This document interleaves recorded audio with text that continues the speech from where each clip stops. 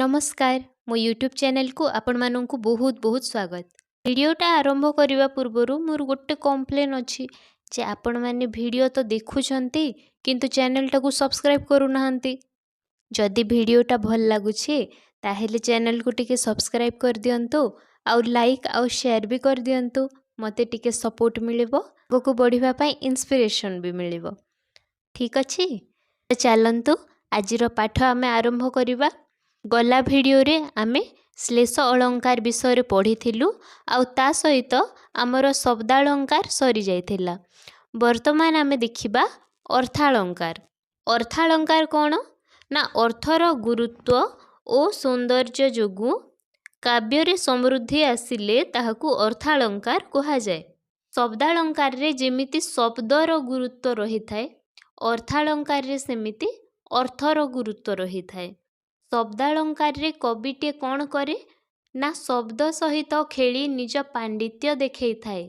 जेमिति कि गोटे व्यंजन वर्ण को बारंबार व्यवहार करिबा, गोटे शब्द को भिन्न भिन्न अर्थरे व्यवहार करिबा। किंतु अर्थालंकार रे कविटे अर्थ सहित खेली थाए, अर्थ द्वारा निजर पांडित्य प्रदर्शन करि थाए। चलंतु आज देखिबा आमे प्रथम अर्थालंकार उपमा।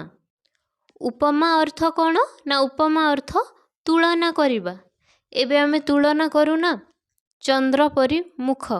एठारे आमे कौन करूछु मुह को बा मुख को चंद्र सहित तुलना करूछु। तो जो अलंकार रे तुलना करा जाए ताहा हेउछि उपमा अलंकार। फिर तुलना कहा कहा मध्य रे होई थाए पद मध्य रे समान धर्म और गुण ग्रहण करिथिबा दुईटी वस्तु मध्यरे सादृश्य कथन हेले उपमा अलंकार होइथाए। दुईटी समान धर्म और गुण ग्रहण करुथिबा जो दुईटी वस्तु मध्यरे तुलना करा जाउछि से दुईटी वस्तु भितरे किछि साम्य रहिबार अछि, समानता रहिबार अछि। तो उपमा अलंकार रे केतोटी उपादान रही थाए से गुडी को आमे देखिबा तापर भलो भाबरे बुझी जिबा। प्रथमटी हेउछि उपमेय। कवि पदरे जो मूल शब्द सहित तुलना करने को चाहू थाए ताहाकू उपमेय कहा जाए। अर्थात जहाकू अन्य सहित तुलना करा जिवो ताकू उपमेय कहा जाए। एठारे जदि आमे कहिबा चंद्र परी मुख, एठारे मुख को तुलना करा जाउछि चंद्र सहित, तो मुख हेउछि उपमेय। तापरे रहिछि उपमान। उपमेय पई जो शब्द दृश्य चरित्र को अवतारणा करा जाए काव्य रे ताहाकू उपमान कहा जाए। उपमान प्रकृत रे उपमेयर मान वृद्धि करि थाए। से उदाहरण ही देखिबा चंद्र परी मुख। एठारे जेहेतु मुख को चंद्र सहित तुलना करा जाइछि तेणु चंद्र हेउछि एठारे उपमान। आउ गोटे उपादान हेउछि उपमावाचक शब्द। उपमावाचक शब्द यथा अर्थात परी जेन्हे सदृश जेसन द्वारा उपमा अलंकार सृष्टि होइथाए। एही शब्द गुडी को उपमेय को उपमान सहित जोड़ी दिए। से उदाहरण रही नेबा चंद्र परी मुख। एठारे उपमान ओ उपमेय चंद्र ओ मुख को जोड़िबा पई मझिरे गोटे शब्द व्यवहार हेछि ना कौन परी। चंद्र परी मुख। तो एठारे परी हेउछि उपमावाचक शब्द। आउ सर्वशेष उपादान हेउछि गुण साम्यता जहाकू आमे समान धर्म मध्य कहिथाउ। एटा कौन उपमेय ओ उपमान भितरे गुण साम्यता ठीक न रहिले उपमा अलंकार पूर्ण रूपे होई पारे नाही। देखंतु एमिति दुईटी वस्तु मध्य तुलना करा जाए जो मानक मध्यरे गुणर साम्यता थाए, गुणर समानता थाए। जेमिति कि मुख को चंद्र सहित कहीं तुलना करागला कारण चंद्रर तेज जेमिति मुखर तेज मध्य सेमिति। चंद्र भी सुंदर मुह भी सुंदर।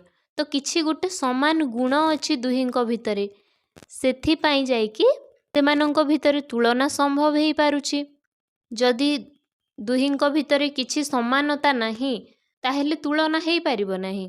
जेपरि आमे कहू बिंब परि अधर बिंब अर्थात मंदार फूल है। अधर अर्थात ओठ, ओठर रंग जेहेतु मंदार फूल परी लाल। दुहींक भितर कॉमन कौन अच्छी, समानता कौन अच्छी, लाल रंग। सेथिपाई आमे मंदार फूल आउ ओठ को तुलना करि पारुछु। किंतु आमे कहि पारिबानी जे टगर परी अधर, काहेकि ना टगर फूल आ ओठ भितर कौनसी साम्यता नहीं। ओठ केबे टगर फूल भलिया धड़ा देखा जाएनी हैला। तो एटा होउची समान धर्म बा समान गुण। एटा जदि नथिबो ताहेले तुलना हेई पारिबो नहीं। तो आमे तार चारोटी उपादान बुझी गलु। एबे देखिबा यार प्रकार भेद। प्रथम प्रकारटी हेउची पूर्णोपमा, ଯେଉଁଠାରେ ଉପमेय, उपमान, उपमावाचक शब्द और गुण साम्यता आदि समस्त विभव गुड़िक परिलक्षित हुए, सेहीपरि उपमा को पूर्णोपमा कहा जाए। तो आमे जो चारोटी उपादान देखिलु, से चारोटी जाक उपादान ଯେଉଁଠାରେ ରହିଥିବ ताकू पूर्णोपमा कहा जाए। उदाहरण एठारे देइछि, आसन सकाशे वृद्धे एड़े बाई, बालके जेसने क्रीडनक पाई। दरबार काव्यरु आसीछि, राधानाथ रायंक दरबार काव्यरु। एठारे कहानी एमती जे बारबाटी रे गोटे दरबार बसिछि, आउ सेथिरे उच्च आसन पाइबा पाई वृद्ध माने अछंती, से माने निज निज भितरे लढुछंती, झगड़ा करुछंती।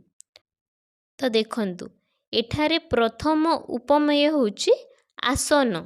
उपमेय माने कोन, जहाकू तुलना करा जाए।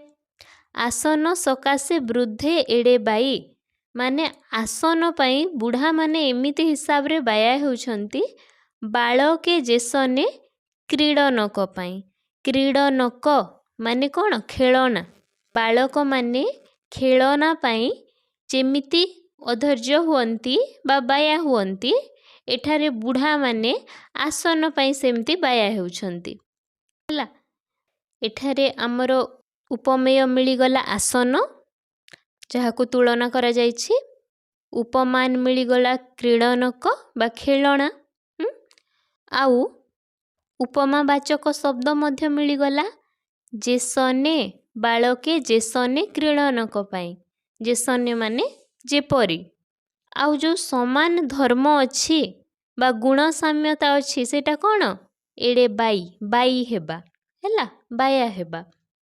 तो ए स्थान रे जेहेतु चारोटी जाक उपादान उपमान, उपमेय, उपमावाचक शब्द और गुण साम्यता रहिछि, सेथिपाई एहा हेउछि पूर्णोपमा। नेक्स्ट आमर रहिछि लुप्तोपमा। जेउ उपमारे उपर वर्णित चारोटी विभव यथा उपमेय, उपमान, उपमावाचक शब्द और गुण साम्यता मध्यरु एक वा एकाधिक विभव लुप्त होइथाय, ताहाकू लुप्तोपमा कहा जाए। अर्थात ये जो चारोटी उपादान अच्छी, से भितर किछि गोटे एठारे मिसिंग थाए, किछि गोटे न थाए। उदाहरण देखिबा, कर्णे नंदसुत हेबा सुनिले, कलाकार मुखी गोपी धाइले। देखंतु एठारे लिखा जाइछि कलाकार मुखी। कलाकार माने चंद्र, कलाकार मुखी माने चंद्रमुखी। एठारे कौन हेछि ना, उपमेय मध्य अछि। उपमेय केउटा ना मुख और उपमान चंद्र।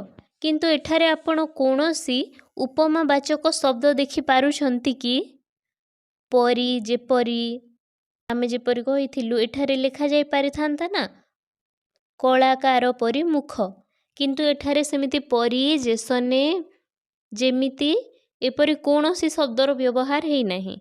तो जो चारोटी आमर विभव रहिला, उपमान, उपमेय, उपमावाचक शब्द और समान गुण, से भितरे तीनिटी तो अछि, यथा उपमान, उपमेय और समान धर्म। किंतु गोटे उपादान एठारे नाही, मिसिंग अछि। सेटा कौन, उपमावाचक शब्द। तेणु एहाकू कुहागला लुप्तोपमा। तापरे शेषरे देखिबा मालोपमा। ଏକ ଉପମେୟର ଏକାଧିକ ଉପମାନ ପଦରେ ପ୍ରକାଶ ପାଇଲେ ସେଠାରେ ମାଳୋପମା ହୋଇଥାଏ। ଅର୍ଥାତ୍ ଗୋଟିଏ ଉପମେୟ ଥିବ, ଯାହାକୁ ତୁଳନା କରାଯାଉଛି ତାହା ଗୋଟେ ଥିବ, କିନ୍ତୁ ଯାହା ସହିତ ତୁଳନା କରାଯାଉଛି ତାହା ଏକାଧିକ ଥିବ, ଗୋଟିଏରୁ ଅଧିକ ଥିବ। ଉଦାହରଣ ଦେଖିଲେ ଆପଣମାନେ ଜାଣିପାରିବେ। ଏଠାରେ ଦେଖନ୍ତୁ, ମିଶିଯାଏ ଯଥା ପ୍ରଭାତି ତାରା ରବି କିରଣେ, ମିଶିଯାଏ ଯଥା ଜୀବାତ୍ମା ପରମାତ୍ମା ଚରଣେ, ମିଶିଯାଏ ଯଥା ଚପଳା ନୀଳ ଜଳଦ ଅଙ୍ଗେ, ମିଶିଗଲା ତଥା ଅବଳା ସେହି ନୀଳ ତରଙ୍ଗେ। ରାଧାନାଥ ରାୟଙ୍କ ଚନ୍ଦ୍ରଭାଗାରୁ ଆସିଛି। ଏଠାରେ ଯେଉଁ ଅବଳା କୁହାଯାଇଛି ସେଟା ଚନ୍ଦ୍ରଭାଗାକୁ କୁହାଯାଇଛି। ତ ସେ କ'ଣ କରିଛି ନା ପାଣି ଭିତରକୁ ଡେଇଁ ପଡ଼ିଛି ଆଉ ସେଥିରେ ମିଶି ଯାଇଛି। ଏଟା ହେଉଛି ଉପମେୟ, କିନ୍ତୁ ତା ପାଇଁ ବହୁତ ଗୁଡ଼ାଏ ଉପମାନର ବ୍ୟବହାର ହେଇଛି। ତ ଦେଖନ୍ତୁ, ଏଠାରେ ଉପମେୟ ହେଉଛି ଅବଳା, ଆଉ ସେଥିପାଇଁ ଯେଉଁ ଉପମାନ ଗୁଡ଼ିକ ବ୍ୟବହାର କରାଯାଇଛି ସେଗୁଡ଼ିକ ହେଉଛି ଚପଳା, ଜୀବାତ୍ମା ଆଉ ପ୍ରଭାତି ତାରା। ଏଠାରେ କୁହାଯାଉଛି ଯେ ପ୍ରଭାତି ତାରା ଯେମିତି ସୂର୍ଯ୍ୟ କିରଣରେ ମିଶିଯାଏ, ଜୀବାତ୍ମା ଯେମିତି ପରମାତ୍ମାଙ୍କ ଚରଣରେ ମିଶିଯାଏ, ଚପଳା ବା ବିଜୁଳି ଯେମିତି ନୀଳ ଜଳଦ ବା ମେଘ ଅଙ୍ଗରେ ମିଶିଯାଏ, ଠିକ୍ ସେହିପରି ସେହି ନୀଳ ସମୁଦ୍ରର ତରଙ୍ଗରେ ଚନ୍ଦ୍ରଭାଗା ବା ଅବଳା ମିଶିଗଲା। ଏଠାରେ ଆପଣ ଜାଣିପାରିଲେ ଉପମେୟ ହେଉଛି ଅବଳା, ଉପମାନ ଗୁଡ଼ିକ ହେଉଛନ୍ତି ଚପଳା, ଜୀବାତ୍ମା ଆଉ ପ୍ରଭାତି ତାରା, ଏବଂ ସମାନ ଧର୍ମ ଯିଏ ହେଉଛି ତାହା ହେଉଛି ମିଶିଯିବା। ଆଉ ଏଠାରେ ଉପମାବାଚକ ଶବ୍ଦ ମଧ୍ୟ ରହିଛି ଯଥା ଆଉ ତଥା, ତେଣୁ ଏହା ହେଲା ମାଳୋପମା। ପଦରେ ମାଳ ମାଳ ଉପମାନର ପ୍ରୟୋଗ ଯୋଗୁଁ ଏହାକୁ ମାଳୋପମା କୁହାଯାଏ। ଏଠାରେ ଆମର ଉପମା ଅଳଙ୍କାରଟି ସରିଯାଇଛି। ଆଶା କରୁଛି ଆପଣମାନେ ବୁଝିପାରିଥିବେ। ଭିଡ଼ିଓଟି କେମିତି ଲାଗିଲା କମେଣ୍ଟରେ ନିଶ୍ଚୟ ଜଣାନ୍ତୁ ଏବଂ ଚ୍ୟାନେଲଟିକୁ ଲାଇକ୍, ସେୟାର ଏବଂ ସବସ୍କ୍ରାଇବ୍ କରନ୍ତୁ। ଧନ୍ୟବାଦ।